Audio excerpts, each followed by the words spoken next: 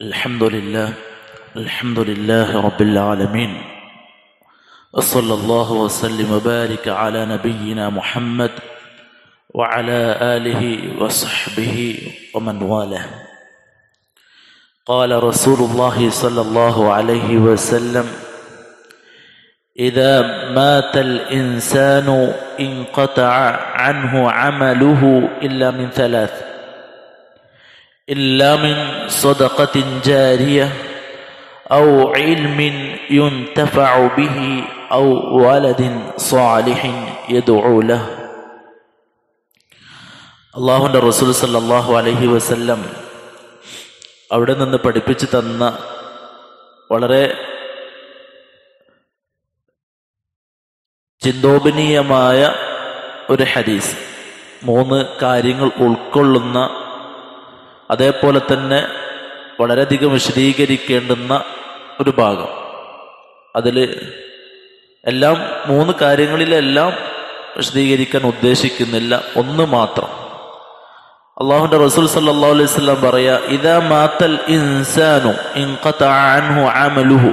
ഈ ഒരു ഹദീസ് പല സമയങ്ങളിലും സന്ദർഭങ്ങളിലൊക്കെ ധാരാളം നമ്മൾ കേട്ടതാണ്. ഇല്ലാ മിൻ തലാത്തി, 3 കാര്യങ്ങൾ ഒരാൾ മരണപ്പെട്ട് കഴിഞ്ഞാൽ 3 കാര്യങ്ങൾ ഒഴിച്ച് ബാക്കിയൊക്കെ തിരിച്ചു പോരും എന്നുള്ളത്.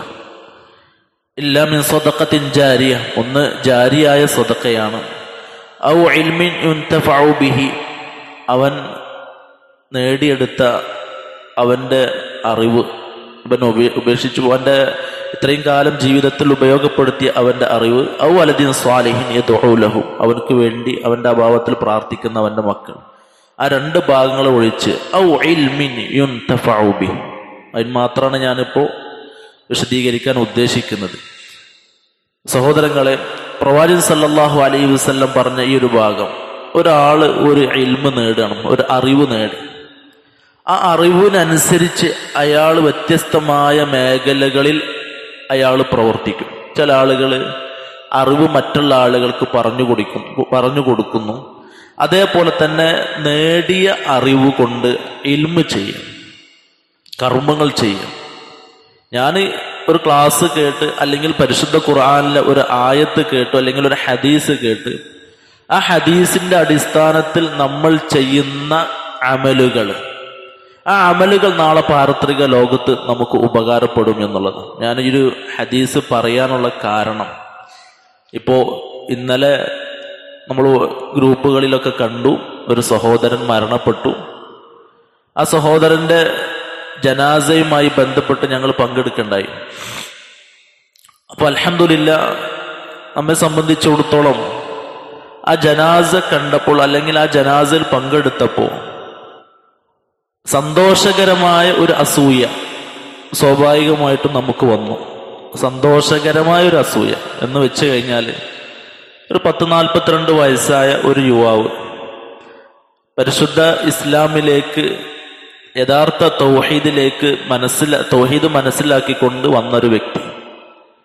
അദ്ദേഹം ഈ ജീവിതകാലത്ത് ഉള്ള ഇൽമ് നേടി ആ അറിവിനനുസരിച്ച് അദ്ദേഹം പ്രവർത്തിച്ചു. അദ്ദേഹം ഇന്നലെ മരിക്കുന്നതിന് മുമ്പ് ഒരു ദഅവ പ്രവർത്തനത്തിൽ പങ്കെടുത്തു. അത്യാവശ്യം ആളുകളുമായി സംവദിച്ചു. അള്ളാഹുവിന്റെ ദീന് പ്രചരിപ്പിക്കുവാനുള്ള ഒരു മാർഗത്തിൽ അദ്ദേഹം പങ്കുചേർന്നു. അതിനുശേഷം നമസ്കാരം കഴിഞ്ഞ് യാത്ര പോയി തിരിച്ചു വരുന്ന സമയത്താണ് ഒരു അപകടം സംഭവിച്ച് അദ്ദേഹം മരണപ്പെട്ടത്. നമ്മൾ മനസ്സിലാക്കേണ്ടത്, അദ്ദേഹത്തിന് എന്ത് ചെറിയ ഇൽമാണോ കിട്ടിയത്, എത്ര ചെറുതാണെങ്കിൽ പോലും അതിനനുസരിച്ച് അത് തൻ്റെ ജീവിതത്തിൽ പ്രാവർത്തികമാക്കാൻ ശ്രമിച്ചു എന്നുള്ളതാണ് മനസ്സിലാക്കാൻ സാധിക്കുന്നത്. തൗഹീദുള്ള ഒരുപാട് ആളുകളുമായി സംവദിക്കുകയും ഒരുപാട് ആളുകളുമായുള്ള ഒരു ബന്ധം സ്ഥാപിക്കുകയും വ്യത്യസ്ത പള്ളികളിൽ ചെല്ലുകയും ആളുകളെ കാണുകയും അവിടെ ക്ലാസുകൾ ശ്രവിക്കുകയും ആ ഒരു സംരംഭത്തിലെല്ലാം പങ്കെടുക്കുകയും ചെയ്തപ്പോൾ, ഞാൻ നേരത്തെ സൂചിപ്പിച്ചതുപോലെ, എന്തുകൊണ്ടാണ് സന്തോഷകരമായ ഒരു അസൂയ വന്നത് എന്നത് ചോദിച്ചാൽ, അൽഹംദുലില്ലാഹ് മാഷാ അല്ലാഹ്, അദ്ദേഹത്തിന്റെ ജനാസയിൽ ഏകദേശം ഒരു 95-97% ആളുകളും തൗഹീദുള്ള ആളുകളായിരുന്നു എന്നുള്ളത്.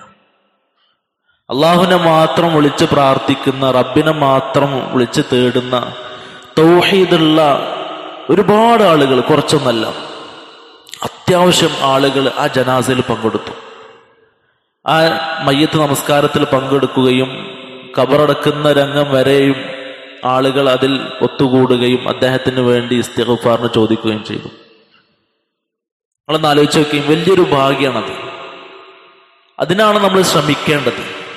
പരസ്പരമുള്ള ബന്ധം നന്നാക്കുകയും ആളുകളുമായി, പ്രത്യേകിച്ച് തൗഹീദുള്ള ആളുകളുമായുള്ള ഒരു ബന്ധം സ്ഥാപിക്കുകയും ചെയ്യുമ്പോൾ, ഇതേപോലുള്ള കർമ്മങ്ങളിലും പങ്കെടുക്കുകയും ദീനീ മേഖലകളിൽ പ്രവർത്തിക്കുകയും ചെയ്യുമ്പോൾ, ഒരാൾ മരണപ്പെട്ടിട്ടുണ്ട്, നമ്മുടെ ഒരു സഹോദരൻ മരണപ്പെട്ടിട്ടുണ്ട് എന്നുള്ളൊരു വാർത്ത കേൾക്കുമ്പോൾ ആളുകൾ വരും. പല പ്രദേശത്തു നിന്നും ഒരുപാട് ആളുകൾ വന്നിട്ടുണ്ട്. അപ്പൊ അദ്ദേഹത്തെ സംബന്ധിച്ചിടത്തോളം എവിടൊക്കെയാണോ തൗഹീദുള്ള പ്രാസ്ഥാനിക ബന്ധമുള്ള സംഘടന ബന്ധമുള്ള ആളുകൾ ഉള്ളത് എങ്കിൽ അവരോട്ടൊക്കെ ആയിട്ട് ബന്ധം സ്ഥാപിക്കാൻ ശ്രമം നടത്തിയിട്ടുണ്ട്. അപ്പൊ നമ്മൾ മനസ്സിലാക്കേണ്ടത്, ഒരു രാഷ്ട്രീയക്കാരൻ മരണപ്പെട്ടാലും ആ രാഷ്ട്രീയക്കാരന്റെ ജനാസയിൽ പങ്കെടുക്കാൻ ഒരുപാട് ആളുകൾ ഉണ്ടാവും. പക്ഷെ അവിടെ വ്യത്യസ്തമായ വിഭാഗം ആളുകളായിരിക്കാം. അതിലൊന്നും ഒരു പക്ഷേ റബ്ബിനെ വിളിച്ച് പ്രാർത്ഥിക്കുന്ന ആളുകളോ ജനാവലി ഒരു പക്ഷെ തോനുണ്ടായെന്ന് വന്നേക്കാം. പക്ഷെ റബ്ബിനെ വിളിച്ച് പ്രാർത്ഥിക്കുന്ന തൗഹീദുള്ള ആളുകൾ, അല്ലെങ്കിൽ ഇസ്തിഗ്ഫാറിനെ ചോദിക്കുന്ന ആളുകൾ, അദ്ദേഹത്തിന് വേണ്ടി ആത്മാർത്ഥമായി പ്രാർത്ഥിക്കുന്ന ആളുകൾ ആ ഒരു വിഭാഗത്തിൽ ഉണ്ടായിക്കൊള്ളണമെന്നില്ല.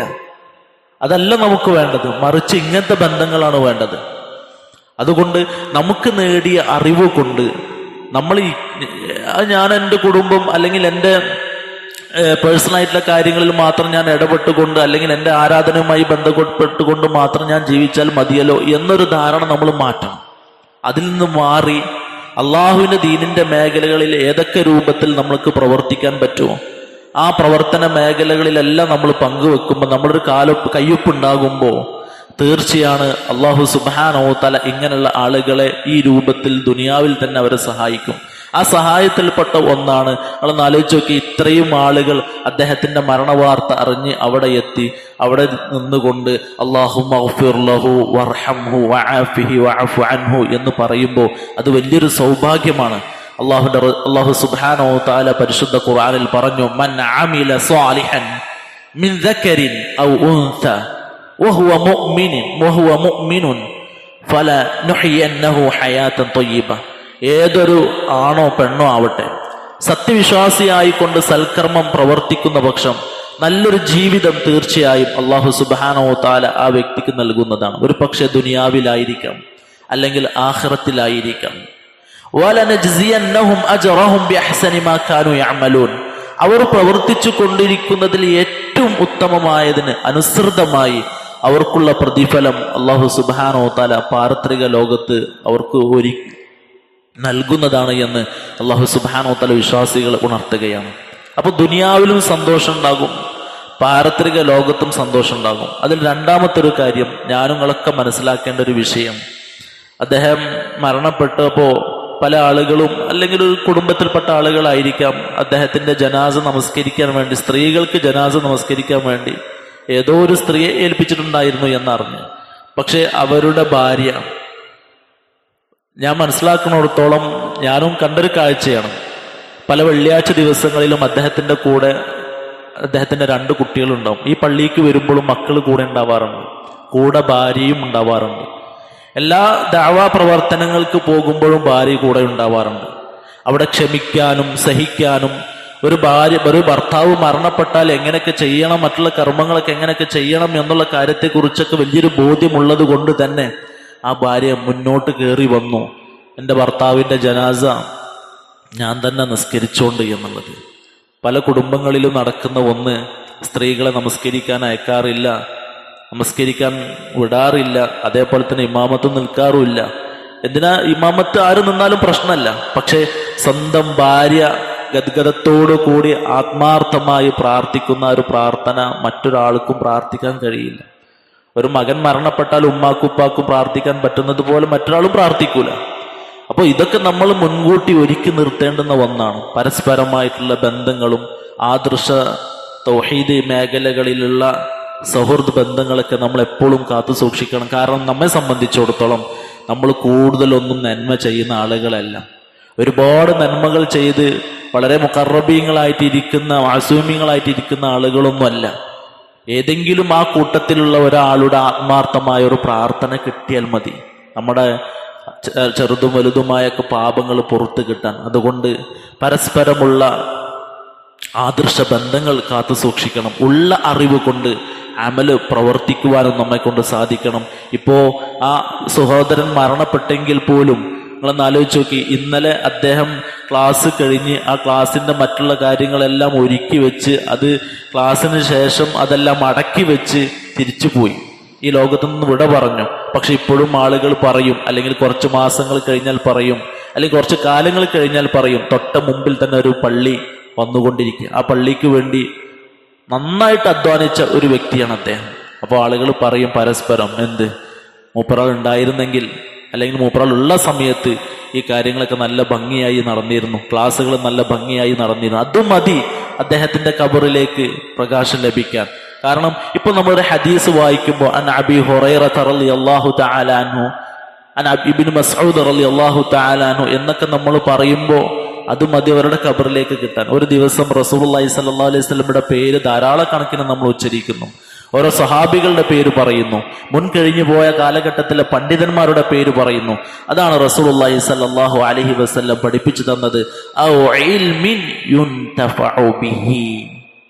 ഈ ലോകത്ത് നിന്ന് വിട പറഞ്ഞു പോകുന്നതിന് മുമ്പ് അവൻ ഉപേക്ഷിക്കപ്പെട്ട അവന്റെ അറിവ് അത് അവനക്ക് നാളെ പാരത്രിക ലോകത്ത് ഉപകാരപ്പെടും എന്നുള്ളതാണ്. അതുകൊണ്ട് സഹോദരങ്ങളെ, നമ്മളെ കൊണ്ട് കഴിയുന്ന രൂപത്തിൽ ഉള്ള അറിവ് അനുസരിച്ച് നമ്മൾ ദഅവാ മേഖലകളിലും മറ്റു പ്രവർത്തന മേഖലകളിലും അള്ളാഹുവിന് ഇഷ്ടപ്പെടുന്ന കർമ്മങ്ങളിലൊക്കെയായി നമ്മുടെ പ്രവർത്തനങ്ങളെ സജ്ജമാക്കേണ്ടതുണ്ട്. അള്ളാഹു സുബ്ഹാനഹു തആല മരണപ്പെട്ട ആ സഹോദരന് മഗ്ഫിറത്തും മർഹമത്തും നൽകി അനുഗ്രഹിക്കുമാറാവട്ടെ. അദ്ദേഹത്തിൻ്റെ കുടുംബത്തിന് അള്ളാഹു സുബ്ഹാനഹു തആല നല്ല രൂപത്തിൽ ക്ഷമിച്ച് മുന്നോട്ട് പോകുവാനുള്ള തൗഫീഖിന് അള്ളാഹു പ്രദാനം ചെയ്ത് അനുഗ്രഹിക്കുമാറാവട്ടെ. ربنا هب لنا من أزواجنا وذرياتنا قرة أعين وجعلنا للمتقين إماما. ربنا أتنا في الدنيا حسنة وفي الآخرة حسنة وقنا عذاب النار. وصل اللهم على نبينا محمد وعلى آله وصحبه أجمعين والحمد لله رب العالمين. سبحانك اللهم ربنا وبحمدك أشهد أن لا إله إلا أنت أستغفرك وأتوب إليك. السلام عليكم ورحمة الله.